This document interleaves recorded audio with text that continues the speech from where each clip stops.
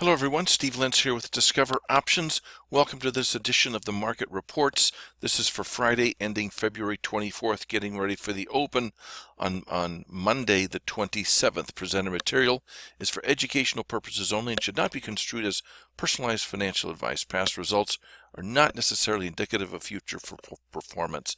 Folks, we have two reports for you today. The S&P 500 Condor Butterfly Timing Report. That is for those of you that like to trade option premium collection strategies from a market neutral perspective.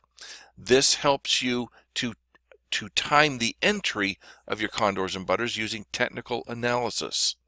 Okay, then we have the S&P 500 Directional Likelihood Report, a statistical study showing where the market is likely to go based upon the current pattern and how that pattern has occurred in the past and what the market did then. And we take very special pains to measure that and report on the likelihood of the market moving up, down, or wobbling around and not going anywhere. Okay, so those are the two reports. Before we get going, just want to encourage you to subscribe. We'd love for you to subscribe and get alerts when we come out with new videos here. And then also, we do offer a free book as well, an e-book called Simple Steps to Options Trading Success. You can just click on the link and fill out the data there, and we'll get you that book to you, okay? All right, so the current market condition is as follows. We are above the 50-day moving average. Thursday was an outside day. You can see it clearly was with a higher high and a lower low, encompassing the previous bar, which happened to be an inside bar, by the way. And then on Friday, though, we had a downswing day with lower high and lower low. Very interesting. Okay, that whole well, and then when you combine it, look at the stochastic down there, the 15.3 stochastic, clear overbought territory between 70 and 100. It's also underneath its 3-day moving average. So this is a very unique market condition that hasn't even occurred 50 times since January of 2000. Okay, so there's not a huge population of this of similar patterns occurring in the past, but we're going to take what we can get and report to you the results. So for the let's just go straight to the reports. Report the results. And those of you that are new to this, we're going to then go into the methodology, but a lot of folks have been watching us week by week, and we just go straight to the numbers, all right? So, in terms of the Condor and Butterfly Timing Report, since January of 2000, there have been over 4,200 daily closes of the SPX, and of those 40, well, actually, it's almost 4,300. Of those closes, 64.9%, almost 65%, have been favorable bars for selling premium, where the actual 21 bar movement was less than the implied movement, the SIBO skew adjusted implied movement. Okay, about 65%. Also during that time, the current market condition, which I just showed you, has occurred, let's see, 43 times. Yeah, a little typo there, but right here, about 43 times.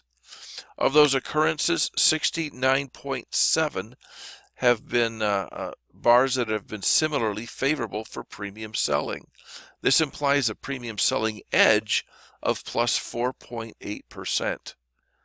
Okay, 4.8% edge. So as of right now, there is a positive edge, so it's more likely than usual that Friday's bar will end up having been favorable for market neutral option strategy selling, premium selling. Okay, so we have a slight edge right now, 4.8% for premium selling.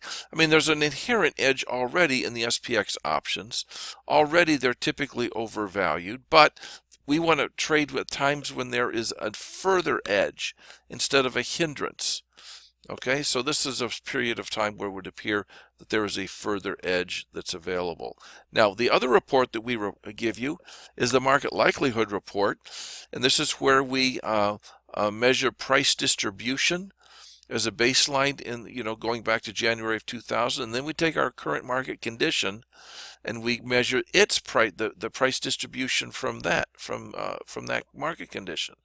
Okay, And we do this using volatility bands, 3 to the upside, 3 to the downside. And we will get into the weeds here in a little bit, but in general what you see here are quite a few red numbers, meaning that we have an expectation for lower market volatility than normal. Lower market volatility than normal. Using statistical volatility, the exception would be if the Monday price exceeds Friday's low. If it exceeds Friday's low, well, it looks like there have been some instances where the market then blasts off and goes to the upside, and that's why you could see the upper bands are getting hit. Okay, but all the rest of these you're looking at lower market volatility, but the number of occurrences is kind of suspect. At only roughly 44 occurrences of our current market condition, in the past. When we recast the bands using a skew adjusted VIX, now we have those blue numbers disappear. We're back to the red, which is really kind of a wash. They're pretty much right there. Let's see here. I'm just looking. Yeah, the numbers are pretty much red all across the board except for that one instance. And so even with this, we have a definite expectation that the market is more likely than normal to experience lower volatility. Lower volatility. Hence, it kind of flows into the previous report on condors and butters having an edge as well. Okay, so with that said, let's go straight to it. The Condor Butterfly Timing Report, let's look at the reason why we even study this, the methodology. We'll look at the current edge level. Here you have a situation where the market began to channel, and many of you would sell premium here, butters, condors, because it's kind of wobbling around. Well, if you run it through our algorithm, we would have discovered that there was actually a negative 4.2 edge, which meant there was a higher than usual likelihood that the market would have been more volatile than what was implied by the option prices. Okay, we want to sell premium when we have a positive edge. And a negative edge occurs when there is a higher than usual likelihood that the market is going to be more volatile. We don't want the market to be volatile if we're selling premium. We want it to be less volatile we want it to move less than what the market is implying. Okay, so here we had a negative edge. It turned out to have been predictive in that sense. The market did get very volatile, especially on the downside there. So we just want to make the point that we want to pay attention to this. Okay, so here's on this report that we're looking at, here's the question on the table. Is this current condition a good one for selling option premium through range trading? Is this a good environment? How do we answer that? Well, we first observe how much the market actually moves from a close. We call that actual volatility. We observe what market move is predicted by the option prices. That's called implied volatility. Then in retrospect, we compare the two and label the VARs favorable or unfavorable, blue or red. So here's an example. Let's look at actual volatility. We can look at a close. We can then look forward 21 bars and ask ourselves, what was the maximum amount that price moved over 21 bars? Clearly it went down more than it went up. So the extreme level it moved turned out to have been 50 points or 2.4% of the SPX, and we can actually measure that in a little indicator down there. So the actual move was 2.4, but what was the move being implied by the option prices at that time? When we look at the VIX, translated into an implied move, the VIX was implying a move of 4.4%, which was higher than what actually came about. So in retrospect, that bar there was favorable. It would have been good to sell premium there. The market didn't move near as much as what was being implied. So we would paint that bar blue, and actually all the other bars where that was a similar situation. We paint the bars red, where at times when the market ends up moving more than what was being implied. Okay, so again, favorable occurs, those are the blue bars, those occur when the volatility implied by the options is higher than what actually came about. Okay?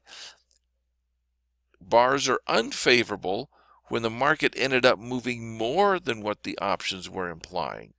Those turn out to have been unfavorable bars, and we paint those in hindsight red. Okay? Now, the black ones on the far right, those are bars we don't yet know if they're going to be blue or red. You know, we have to have a full 21 days to go by, and then we'll paint another bar red or blue as time goes on. Okay, so here's what we do now.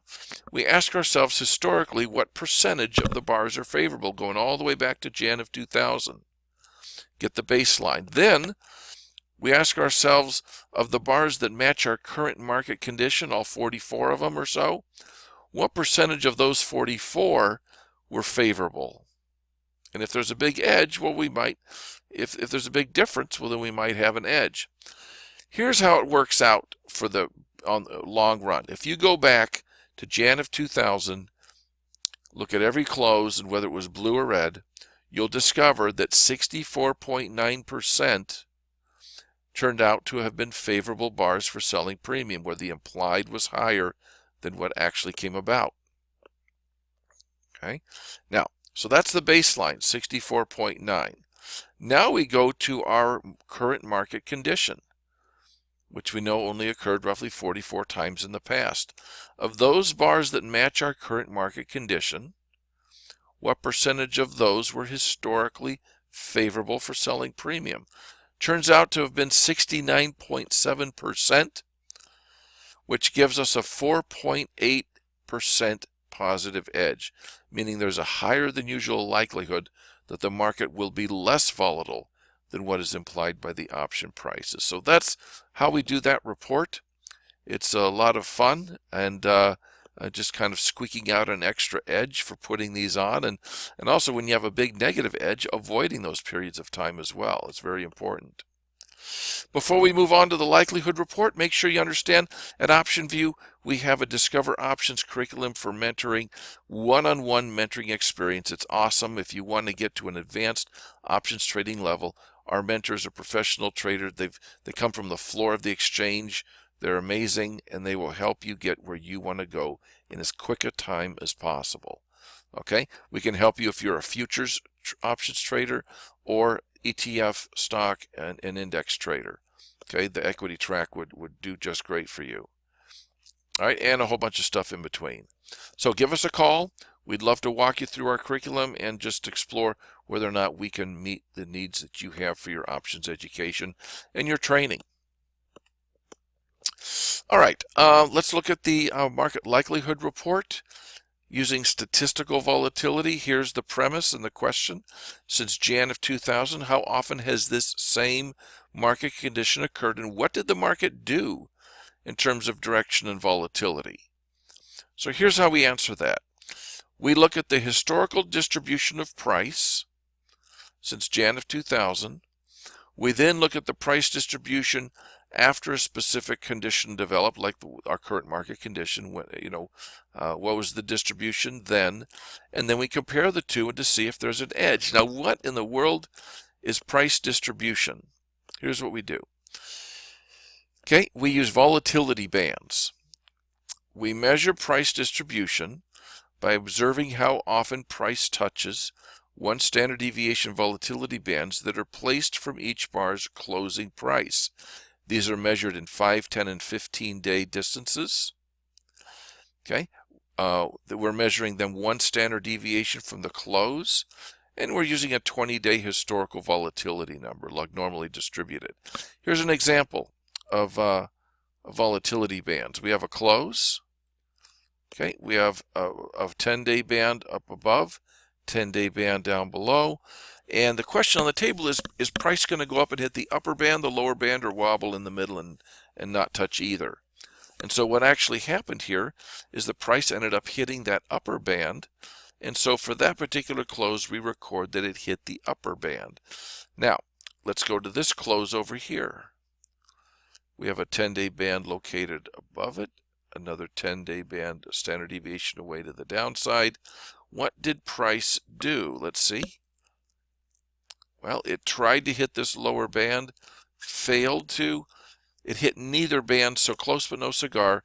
So in our database, we record that it hit neither band. And so price distribution then is basically taken like this. For every close, we record whether price struck the upper or the lower 5, 10, and 15-day bands. We have 6 bands. We're measuring if price struck any of those. And then we just run the numbers, and here's what they are.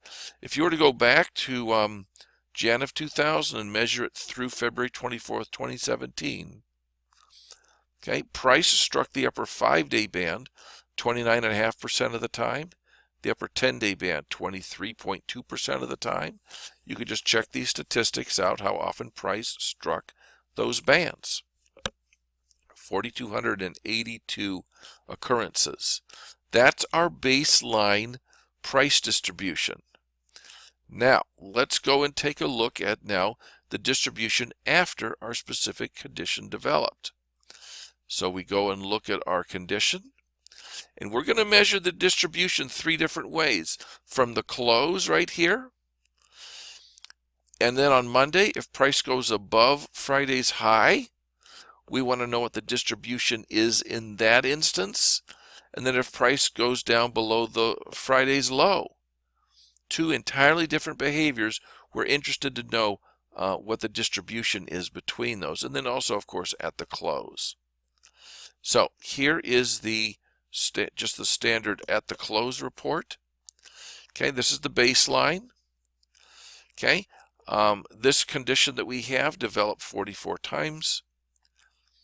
Price, when this condition developed, price struck the upper band 22.7, which is almost 7% less often than the baseline. Lower volatility is indicated. We have a difference here of 2.7%. But this is about a wash, about 23%, both of them. Okay, on the lower bands, price struck the lower 5-day band quite a bit less often, about 6.5% less often. Look at this, it struck the lower 10-day band only 18% of the time, less than 1 time in 5 instead of 30%. Big difference. Struck the lower 15-day band 18.2, far less than almost 32%. So a picture of lower market volatility. Does it mean the market will be less volatile? Well, no, not really. It still strikes these bands 1 time in 5 around that, instead of 30% of the time almost. Okay, it can still certainly hit those bands and be volatile. It's just that after our current pattern, it's less likely to be so than normal. That's what we're saying here. Now, if price exceeds the high from Friday, here's the distribution of the 19 occurrences that happened. Okay, 1 of them is a slightly higher. 5 of the 6 have lower incidences of striking the bands. Now, here's interesting. If price exceeds the low of Friday, then the upper bands get struck more often. Look, the market would seem to bounce and continue its upward ascent if it does pull back all the way and exceed Friday's low. Look at that. Very interesting. Boy, those upper bands get hit a lot more often when that happens. Curious, okay? Now, if we recast the bands using skew-adjusted VIX, so the bands are farther away, but they're kind of offset from the close, more red numbers, a greater picture of lower market volatility than normal. That there's a likelihood, or there's a greater than normal chance the market will be less volatile than what has been experienced in the past. And that's what we're seeing here. Okay, now here's the volatility levels. Statistical has been at 6.9 over the last month.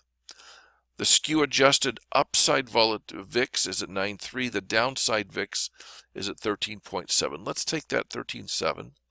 Let's plug it in over here at a hedged bull put spread idea. This is just a trading idea using that 13.7. Boom, right there, 13.7. When we do that, we're going roughly out 30 days. what we're going to do is do a bull-put spread, a standard deviation away, take this credit, and then purchase an at-the-money bear put spread. That's the hedge. You still end up with some cash flow that's positive. We want it to be at least 4% of the net requirement. Okay. That way, let's analyze this. You get a nice pretty picture where the market, if it goes up, you're going to make 4%. If it goes down, you can make upwards of 3 times that. And then that hedge, because that hedge is kicking in, and you're making money not only on the bull put spread, but you're also making money on the hedge itself, all the way down to a standard deviation level.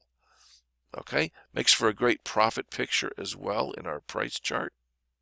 Wait, time out here. Boom, boom. Here we go. There we are. And if the market blasts, if it just wobbles around or goes up, you make money. It would have to really go on a tear to the downside to lose money, okay? But all we need is just even a week of choppiness, and that puts us into the green. And not too bad of a picture, high probability trade. And what I like is that hedge could kick in, and you can make 3 times on the downside what you're making on the up, so long as it doesn't go a standard deviation to the downside, okay? Awesome. Folks, thanks so much for joining us. Hope these statistics and reports have been helpful in your trading. Take care. Have a great week trading. Bye-bye.